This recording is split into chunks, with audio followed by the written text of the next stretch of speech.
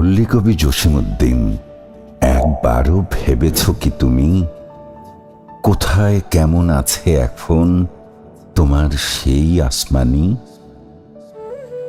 আসমানিদের অভাব দেখে বড্ড দুঃখ পেয়েছিলে, করুণ ভাবে সেই কাহিনী কবিতায় লিখেছিলে।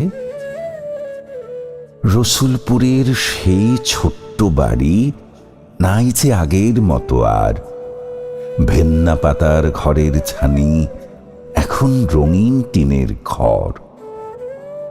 ছেলেরা সব বিদেশ থাকে, ডলার পাঠায় রোজ, মোবাইল ফোনে প্রতিদিনই নিচ্ছে দেশের খোঁজ। সেই অনাহার আর ছিন্ন বসন নাই তো এখন মোটে, ভালো খাবার ভালো পোশাক তাদের বেশ জোটে। আসমানিদের বাড়ির ধারের পদ্ম পুকুর ভরে শ্যাওলাপানা ব্যাঙের ছানা শেষ হয়েছে মরে।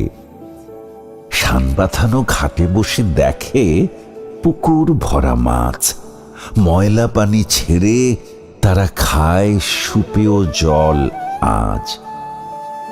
অসুখ হলে জলদি করে হাসপাতালে যায়, রাস্তাগুলো পাকা এখন চলতে সহজ হয়। দুঃখ শেষে সুখে আছে দেশের সব আসমানি, এসব শুনে আত্মা তোমার শান্তি পাবে জানি।